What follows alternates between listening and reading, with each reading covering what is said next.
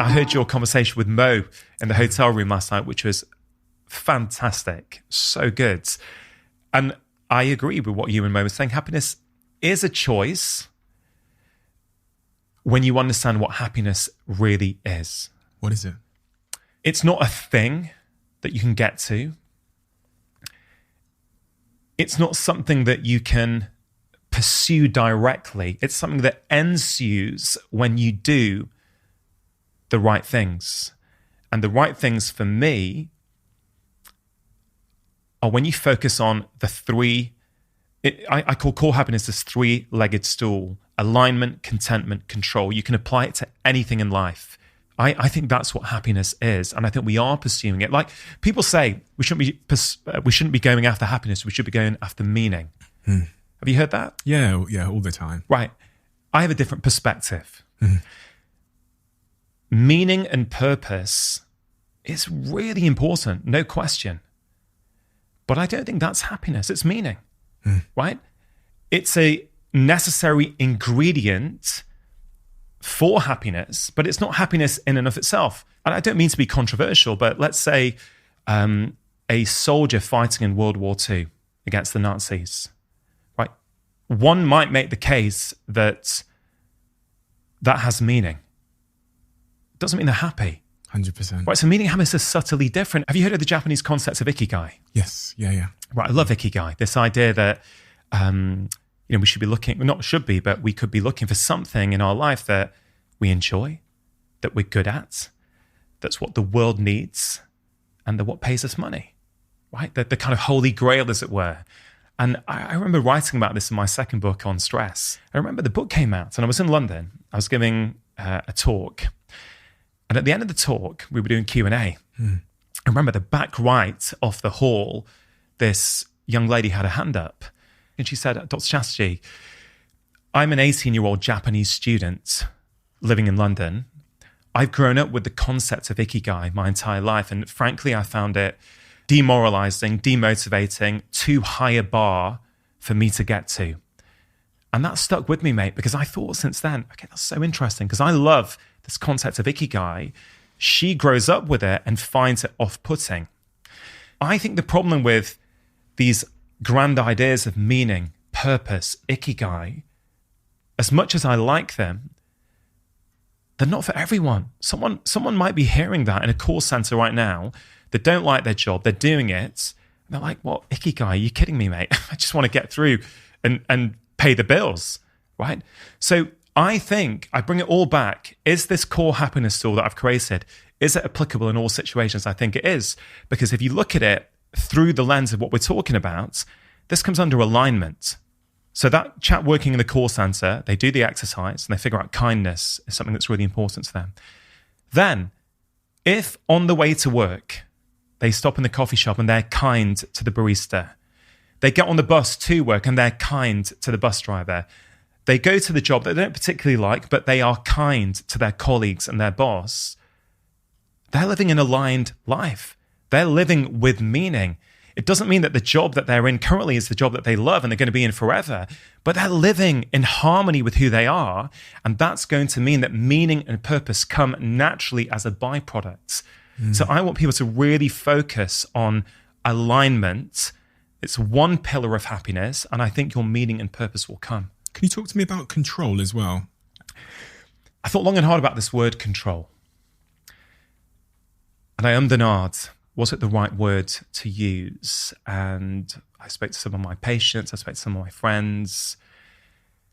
And I really think it is when we understand. It's about what are the things that I can do in my life that gives me a sense of control. We know from the scientific research, when you have a sense of control, right, you have better relationships, you have longer relationships, you're healthier, you have lower stress levels, you live longer. So it's that sense of control. And that could mean many things to different people. You know, for me, I'm really big on morning routines, right? I know for me, if I get up early, if I have time to myself to have a little routine, I've almost got this like resilient bubble around me. Doesn't matter what's going on in the world. Doesn't matter how bad work may or may not get that day. I've got an element of control because I've sort of nurtured that routine for myself. So that's one way that people can think about control. And another way people might want to think about control is there's a chapter in the book called Talk to Strangers, which is basically this idea that actually relationships are very important, of course, but there's kind of two different kinds of relationships. They're the deep, nurturing, intimate relationships, but there's also those kind of almost trivial interactions that we have day to day, right? So when you say hi to the barista, or, I said hi to your work colleagues when I got here, those little things, they are not trivial. There's a network in your brain called the sociometer, right? It's constantly detecting your external world for threats. And when it receives positive information, like a smile, like a bit of a nod, a handshake, it sort of relaxes. Your stress levels go down. You feel a sense of connection with the world around you. Coming back to control, you feel that the external world is safe. Safe, yeah. I've got a degree of control. There is order in the world. Let's focus on these simple things you can do each day. If you say hi to the Amazon delivery driver and smile at them, say thank you to the barista and say a few nice words to them, say hi to the bus driver and smile at them, thank the postman, you are working on your happiness. It seems trivial, but it's not. The research is so clear, right? Because it gives you a sense of control. Second pillar of the three. And we've got to touch on the third pillar before I start getting into all of these topics. Because it's so interesting that these are the things that we're talking about today, because I think I spent all weekend reading about studies on the importance of, you call it the sociometer in the brain, but just that thing that connects you with your tribe. But please do get into the third point, which I think you said was contentment. Contentment, yeah. Yeah.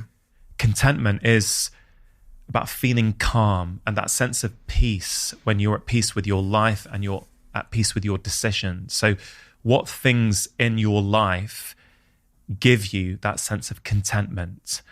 And I really feel it's these three things, when you put them all together, the side effect of doing them is you're happy. Yeah. Right?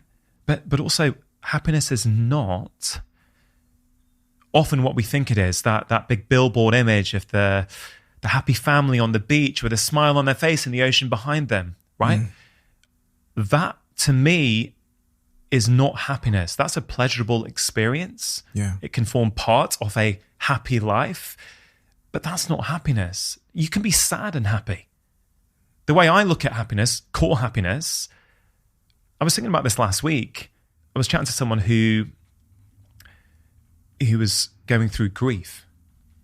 Someone very close to them had died.